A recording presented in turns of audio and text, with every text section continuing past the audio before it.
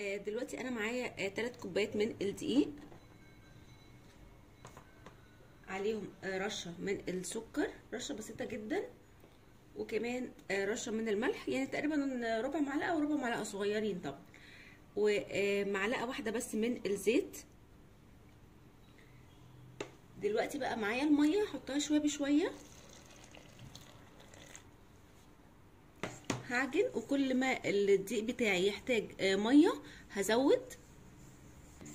كده الدقيق خد كوبايه الا ربع من الميه تقريبا. هعجن بقى شويه حلوين جدا، ما يقلوش عن ال10 دقايق. كده العجينه بتاعتي بقت ناعمه جدا معايا بالشكل ده. كده هسيبها بقى، هي طبعا ما فيهاش ولا خميره ولا بيكنج باودر ولا حاجه، هسيبها بس ترتاح مش اقل من 10 دقايق، ربع ساعه.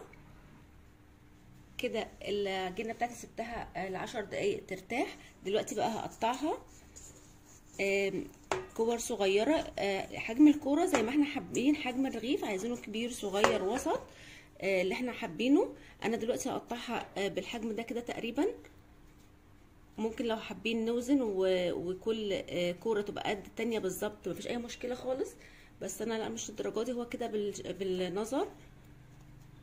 وطبعا الكبيره يعني هشيل منها حته، والصغيره احط فيها حته لحد ما اعمل كل الكور بنفس الحجم.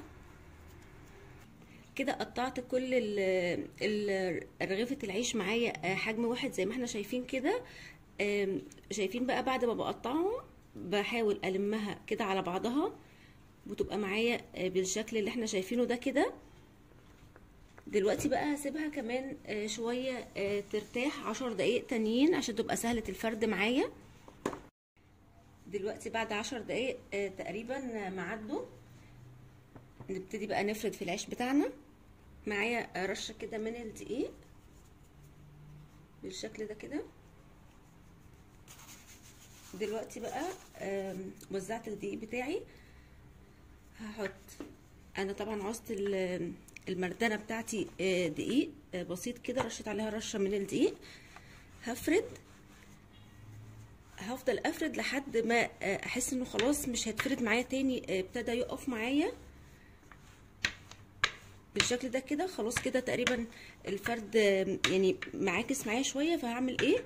هسيب ده كده واخد اللي بعده، هسيب ده على جنب كده. حطيت الرغيف اللي هو الصغير اللي انتوا شفتوه ده على جنب، خدت اللي بعده. هفضل اعمل كده لحد ما اخلص كل الكميه. بس انا طبعا فاكره اول رغيف حطيته معايا كان في انهي اتجاه، عشان دلوقتي هرجع اخده الرغيف تاني وارجع افرد فيه تاني. كده بسهل على نفسي جدا ومش هتعب خالص في الفرد. كده بعد ما خلصنا الحجم الصغير هناخد بقى اول واحده احنا اشتغلنا فيها. شايفين بقى رجعت تتفرد معايا بكل سهوله ازاي. كده بقى الحجم اللي انا عايزاه وشفاف نوعا ما زي ما احنا شايفين كده. هشيله واحط على جنب وافرد باقي العيش بتاعي. كده بقى خلصت كل الكميه اللي معايا. شايفين بقى العيش خفيف جدا ومظبوط جدا جدا، حتى الدايره بتطلع مظبوطه. دلوقتي بقى نبتدي نسوي. دلوقتي بقى على نار متوسطه انا دهنه الطاسه بتاعتي شويه بسيطه جدا من الزيت. هحاول افردها كده بالشكل ده كده. لو تلاحظوا التنايات دي كانت عندي هنا، انا شلته فردته تاني بسرعه، فالتنايات اتفردت معايا، لان اصلا العيش بتاعي ما بياخدش اي وقت. مره والتانيه كده هحطه مره يمين مره شمال. دلوقتي بقى العيش بقى جاهز معايا بالشكل اللي احنا شايفينه ده، تحفه جدا وسهل جدا. هنسوي كله ورا بعضه بكل سهوله. وبكده يبقى كده اخر رغيف معانا بالشكل ده كده. تسويه سهله جدا، ما فيهاش اي مشكله ولا اي تعب ولا اي مجهود. اول ما يتشمع معانا بالشكل ده كده اللي احنا شايفينه ده، هقلبه على طول بالشكل ده كده.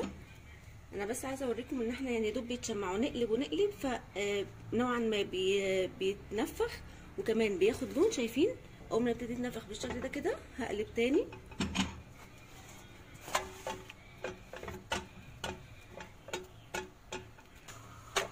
كده بقى بيبقى جاهز معانا اسهل واحلى عيش. شايفين بقى قد ايه طري وريحته بجد تحفه جدا. طبعا انا كنت بطلع العيش بتاعي بحطه على فوطه بالشكل اللي احنا شايفينه ده كده. شايفين بقى قد ايه العيش كله طري وحلو جدا بالشكل ده كده. شايفين بجد يعني لازم مهم جدا ان احنا نغطيه عشان يحافظ على الطراوه دي كده، عشان لو سيبناه من غير الفوطه دي هيبقى ناشف معانا. وبكده نكون وصلنا لاخر الفيديو بتاعنا. يا رب وصفه النهارده تكون عجبتكم، واللي يجرب العيش الجميل ده وتعجبه الوصفه يا ريت تسيب لي رايه في كومنت. والسلام عليكم ورحمه الله.